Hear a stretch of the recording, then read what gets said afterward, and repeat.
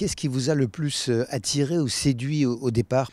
Alors c'était de travailler sur le rôle social de l'architecte. Toutes les circulations sont côté nord, donnant sur les voies ferrées, sur le bruit. Toutes les salles de bain aussi, les pièces d'eau, les pièces techniques du bâtiment, l'ascenseur.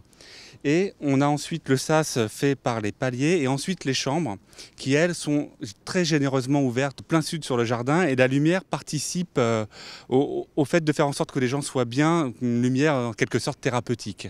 Est-ce qu'il y a eu quelques petits décalages? Alors il y a eu beaucoup de discussions sur les matériaux, c'est-à-dire qu'il faut savoir aussi que dans le projet social qu'on a eu dès le démarrage, c'était de faire en sorte que le jardin potager, soit le centre de la maison relais. Donc on a des chambres qui sont aux étages, un escalier largement ouvert pour que tout le monde descende naturellement vers la pièce commune et que le jardin potager soit le centre de lieu de vie de cette maison relais. Ce qui fonctionne parce qu'on a pu voir qu'il y a eu l'an dernier plusieurs repas qui ont été faits par des aliments qui ont été plantés et produits par les habitants. C'est un bâtiment qui s'insère bien dans le quartier. Je pense qu'il a sa force de caractère. C'est-à-dire qu'il est à la fois contemporain et en même temps il respecte les valeurs architecturales historiques de Rambouillet. Elle fonctionne comment cette maison relais?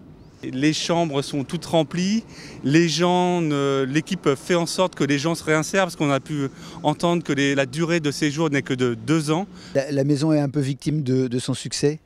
Oui, elle aurait peut-être pu être plus généreuse en termes d'espace commun, en termes de salles communes.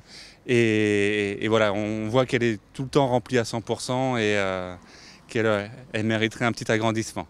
En termes d'énergie, qu'est-ce que vous avez mis en place? Alors donc en plus de l'agencement bioclimatique du bâtiment, on a mis en place des panneaux solaires qui permettent de chauffer l'eau des résidents. Donc 50% de l'eau sanitaire de l'eau chaude qui est utilisée par les résidents est chauffée naturellement par le solaire.